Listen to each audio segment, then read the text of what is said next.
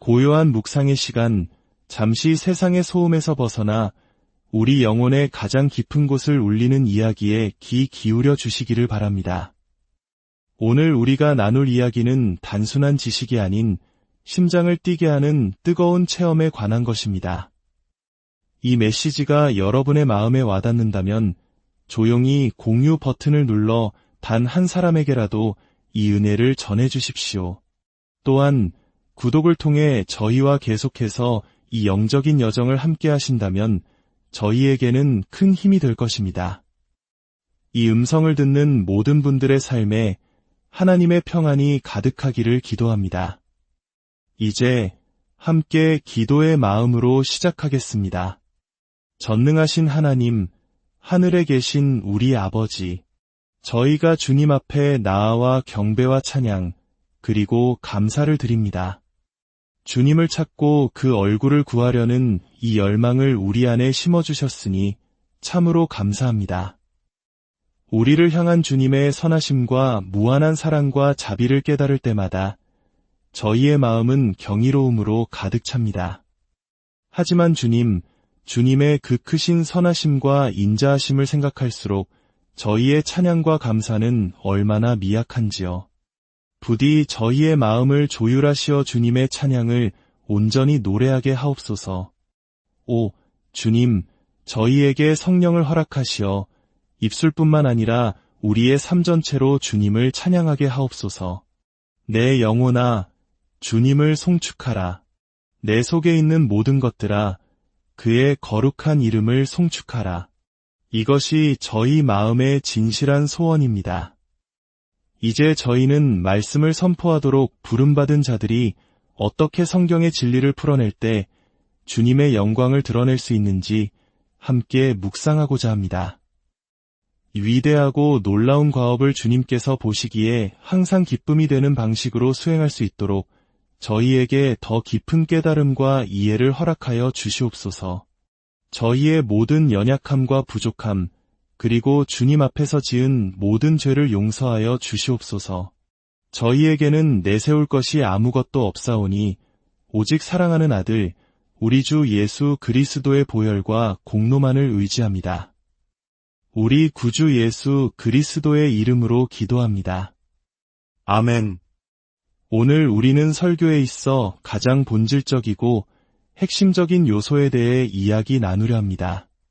그것은 바로 성령의 기름 부으심, 즉 언션입니다. 어떤 분들은 이 가장 중요한 주제를 마지막에 다루는지 의아해하실 수도 있습니다. 처음부터 이것을 이야기했어야 하는 것 아닌가 하고 말입니다. 제가 이 주제를 마지막으로 남겨둔 데에는 이유가 있습니다. 저는 우리가 먼저 인간으로서 할 수 있는 모든 노력을 다해야 한다고 믿기 때문입니다. 철저히 준비하고 연구하며 기도하는 그 모든 과정 위에 바로 그때 성령의 기름 부으심이 임하는 것입니다. 어떤 이들은 오직 성령의 기름 부으심에만 의지하며 자신의 준비와 노력을 게을리하는 위험에 빠지기도 합니다. 반대로 어떤 이들은 자신의 철저한 준비만을 믿고 더 이상의 것을 구하지 않기도 합니다. 하지만 성령의 역사는 이 둘 중 하나를 선택하는 문제가 아닙니다. 갈멜산의 엘리야 선지자를 기억하십니까? 그는 먼저 제단을 쌓고 나무를 버려놓고 제물인 송아지의 각을 떠서 나무 위에 놓았습니다. 인간이 해야 할 모든 준비를 마친 후에야 그는 불이 내려오기를 간구했습니다. 그러자 하늘에서 불이 내려와 제물을 태웠습니다. 이것이 바로 순서입니다. 광야에서 성막을 지을 때도 마찬가지였습니다. 모세는 하나님께서 명령하신 모든 것을 먼저 다 행했습니다. 그가 모든 것을 마친 후에야 주님의 영광이 성막 위에 임했습니다. 그러므로 준비와 기름 부으심은 대립하는 것이 아니라 함께 가야 하는 것입니다. 인간의 최선 위에 부어지는 하나님의 능력, 그것이 바로 우리가 이야기하려는 기름 부으심입니다. 그렇다면 이 기름 부으심, 이 성령의 임재는 구체적으로 무엇을 의미할까요? 성경은 이에 대해 아주 분명하게 증언하고 있습니다. 먼저 우리는 구약의 마지막 선지자인 세례 요한을 보게 됩니다. 그의 아버지 사가랴에게 전해진 메시지는 이러했습니다. 누가복음 1장 15절입니다. 이는 그가 주 앞에 큰 자가 되며 포도주나 독한 술을 마시지 아니하며 모태로부터 성령의 충만함을 받아 이스라엘 자손을 주곧 그들의 하나님께로 많이 돌아오게 하겠음이라. 그는 엘리야의 심령과 능력으로 주 앞에 먼저 와서 아버지의 마음을 자식에게 거스르는 자를 의인의 슬기에 돌아오게 했습니다. 구약의 선지자들은 하나님의 영이 자신들에게 강하게 임하는 것을 체험했습니다. 성령이 그들을 사로잡아 메시지를 주시고 그것을 선포할 능력을 부어주셨습니다. 세례 요한은 바로 그 선지자적 전통의 정점에 서 있었으며 그의 사역은 성령의 능력으로 가득했습니다. 그의 외침은 바리새인들의 굳은 마음까지도 찔러 회개하게 만들 정도의 힘이 있었습니다. 그러나 세례 요한 자신은 이것이 단지 준비 과정임을 분명히 했습니다. 그는 내 뒤에 오시는 이는 나보다 능력이 많으시니 나는 그의 신을 들기도 감당하지 못하겠노라. 나는 너희에게 물로 세례를 베풀거니와 그는 성령과 불로 너희에게 세례를 베푸실 것이요.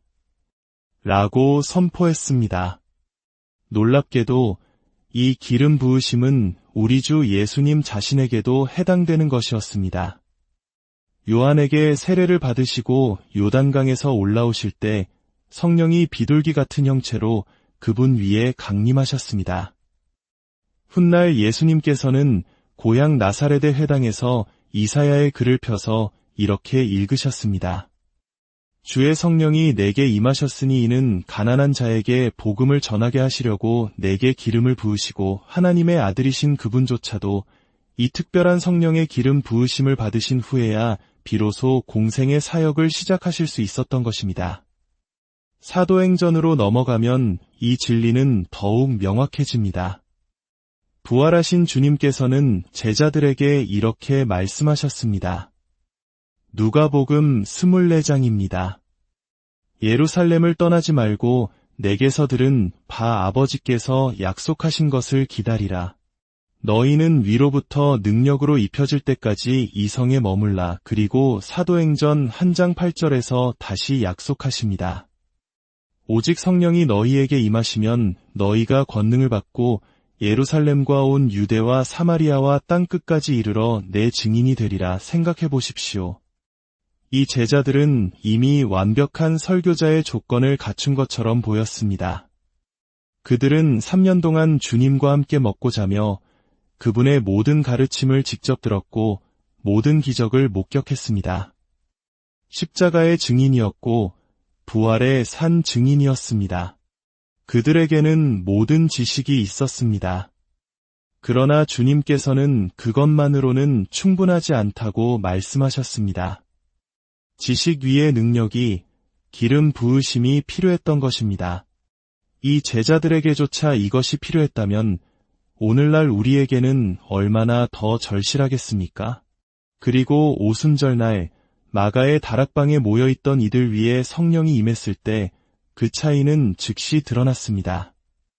자신의 목숨을 구하기 위해 비겁하게 주님을 부인했던 베드로가 이제는 담대함과 확신에 차서 말씀을 선포했고 그의 설교를 듣고 3,000명이 회심하는 놀라운 역사가 일어났습니다. 여기서 우리가 주목해야 할 또 다른 중요한 점이 있습니다. 이 능력의 부어주심, 즉 성령의 충만함은 단 한 번으로 끝나는 사건이 아니라는 것입니다. 그것은 반복되고 또 반복될 수 있는 체험입니다. 사도행전 4장을 보십시오. 베드로와 요한이 공회 앞에서 재판을 받을 때 성경은 이렇게 기록합니다. 이에 베드로가 성령이 충만하여 이르되 이미 오순절에 성령 충만을 받았던 베드로에게 또다시 성령이 충만하여라는 표현을 썼을까요? 그것은 그 위급한 상황 속에서 그에게 새로운 능력의 부어주심이 있었음을 의미합니다. 그들이 풀려나 동료들에게 돌아와 함께 기도했을 때 빌기를 다음에 모인 곳이 진동하더니 무리가 다 성령이 충만하여 담대히 하나님의 말씀을 전하니라 고 기록되어 있습니다. 또 다른 충만함이 있었던 것입니다. 7 집사를 세울 때도 사도들은 성령과 지혜가 충만하여 칭찬받는 사람 7을 택하라고 말합니다. 스데반이 순교하기 직전에도 그는 성령이 충만하여 하늘을 우러러 주목하여 하나님의 영광과 및 예수께서 하나님 우편에 서신 것을 보았다고 했습니다. 사도 바울이 마술사 엘루마를 대적할 때도 성경은 바울이라고 하는 사울이 성령이 충만하여 그를 주목하고 라고 증언합니다. 이것은 특별한 과업, 특별한 위기, 특별한 상황 앞에서 주어지는 특별한 능력의 부어주심입니다. 사도 바울은 고린도전서 2장에서 자신의 설교에 대해 이렇게 고백합니다. 내가 너희 가운데 거할 때에 약하고 두려워하고 심히 떨었노라. 내 말과 내 전도함이 설득력 있는 지혜의 말로 하지 아니하고 다만 성령의 나타나심과 능력으로 하여 너희 믿음이 사람의 지혜에 있지 아니하고 다만 하나님의 능력에 있게 하려 하였노라. 당대 최고의 지성과 학식을 갖춘 바울이 의도적으로 자신의 인간적인 능력을 내려놓고 오직 성령의 능력을 의지했던 것입니다. 그는 이렇게 외칩니다. 하나님의 나라는 말에 있지 아니하고 오직 능력에 있음이라. 우리는 수많은 말을 쏟아낼 수 있습니다. 그러나 우리의 설교에, 우리의 사역에 과연 능력이 나타나고 있습니까? 이것이 참된 설교의 시금석입니다. 이러한 이야기는 비단 서양 교회사에만 국한된 것이 아닙니다. 우리 한국 기독교 역사 속에서도 이와 같은 성령의 강력한 임재를 찾아볼 수 있습니다. 1907년 평양 대부흥 운동을 기억하십니까? 길선주 목사님의 통렬한 회개로 시작되어 도시 전체를 뒤흔들었던 그 뜨거운 영적 각성. 그 중심에는 인간의 계획과 노력을 뛰어넘는 성령의 강력한 기름 부으심이 있었습니다. 역사는 이러한 성령의 능력이 사도시대에만 국한된 것이 아님을 증명합니다. 종교개혁 시대의 마틴 루터는 방 전체가 빛으로 가득 차는 듯한 체험을 통해 그의 설교가 강력한 힘을 얻었다고 고백했습니다. 스코틀랜드의 로버트 브루스, 존 리빙스턴 같은 설교자들의 이야기는 우리에게 큰 영감을 줍니다. 특히 존 리빙스턴은 1630년 커크오 쇼츠에서 열린 성찬식 다음날 월요일에 설교를 부탁받았습니다. 그는 밤새 두려움에 떨며 기도했고 마침내 새벽녘에 하나님께서 주시는 말씀과 능력의 확신을 얻었습니다. 그리고 그날 아침 그의 단 한 번의 설교를 통해 500명의 영혼이 주님께 돌아오는 역사가 일어났습니다. 18세기 미국에서는 조나단 에드워즈와 데이비드 브레이너드, 그리고 영국에서는 조지 히필드와 존 웨슬리가 있었습니다. 특히 존 웨슬리의 이야기는 매우 중요합니다. 그는 옥스퍼드 대학의 석학이었고 도덕적으로 흠잡을 데 없는 신앙인이었습니다. 가난한 자들을 돕고 감옥에 갇힌 자들을 방문했으며 아메리카 대륙까지 건너가 노예들에게 복음을 전하려 했습니다. 그러나 그는 철저한 실패자였습니다. 그에게는 지식과 열심은 있었지만 능력이 없었습니다. 영국으로 돌아온 그는 먼저 오직 믿음으로 말미암는 칭의의 교리를 깨닫게 됩니다. 그러나 여전히 그의 설교에는 힘이 없었습니다. 그러던 1738년 5월 24일 런던의 올더스게이트 거리에 있는 작은 모임에서 한 사람이 루터의 로마서 주석 서문을 읽고 있었습니다. 그 글을 듣던 중 웨슬리는 내 마음이 이상하게 뜨거워짐을 느꼈다고 고백합니다. 그는 하나님께서 자신의 죄, 바로 자신의 죄까지도 용서하셨음을 느꼈습니다. 그 순간부터 이 냉철한 지성인은 불타는 심장을 가진 능력의 설교자로 변화되었고 하나님께 위대하게 쓰임받게 됩니다. 웨일스의 부흥을 이끌었던 데이비드 모건의 이야기는 더욱 놀랍습니다. 그는 수년간 평범한 목회자로 사역하며 아무런 열매도 맺지 못했습니다. 그러던 어느 날 밤 부흥의 불길을 체험한 한 평신도의 간증을 듣고 잠자리에 들었습니다. 그는 이렇게 간증했습니다. 나는 그날 밤 여느 때처럼 평범한 데이비드 모건으로 잠자리에 들었습니다. 그러나 다음날 아침 나는 마치 사자처럼 일어났습니다. 내 온 존재가 성령의 능력으로 충만해진 것을 느꼈습니다. 그날 이후 그가 가는 곳마다 강력한 회개와 구원의 역사가 일어났고 2년 동안 웨일스 전역을 뒤흔들었습니다. 그러나 2년 후 그는 다시 이렇게 말했습니다. 나는 어느 날 밤 사자처럼 잠자리에 들었지만 다음 날 아침 평범한 데이비드 모건으로 깨어났습니다. 능력은 왔다가 하나님의 주권적인 뜻에 따라 거두어지기도 하는 것입니다. 그렇다면 설교자가 이 기름 부으심을 어떻게 알 수 있을까요? 첫째, 설교자 자신이 먼저 압니다. 사도 바울은 우리 복음이 너희에게 말로만 이른 것이 아니라 또한 능력과 성령과 큰 확신으로 된 것임이라고 했습니다. 그 큰 확신을 아는 것은 바로 설교자 자신입니다. 생각이 명료해지고 말이 힘있게 나오며 내면에서부터 솟아나는 담대함을 느낍니다. 자신의 능력이 아닌 다른 힘이 온 존재를 통해 흐르는 전율을 느낍니다. 마치 자신이 설교를 하는 것이 아니라 한 걸음 물러서서 성령께서 자신을 통해 일하시는 것을 경이롭게 지켜보는 것과 같습니다. 이 세상 그 어떤 경험과도 비교할 수 없는 순간입니다. 둘째, 듣는 회중이 즉시 압니다. 그들은 그 차이를 즉각적으로 느낍니다. 그들의 마음은 사로잡히고 진지해지며 죄에 대한 깊은 깨달음과 통회함이 임합니다. 때로는 겸손해지고 때로는 하늘의 기쁨으로 들어 올려집니다. 그들은 지금 일어나고 있는 일이 결코 평범하지 않다는 것을 압니다. 그리고 하나님의 말씀을 더욱 사모하게 됩니다. 사랑하는 성도 여러분, 그렇다면 우리는 어떻게 해야 할까요? 결론은 명백합니다. 그분을 구하십시오. 성령님을 찾으십시오. 그분 없이는 우리가 아무것도 할 수 없음을 인정하십시오. 단순히 구하는 것을 넘어 그분을 기대하십시오.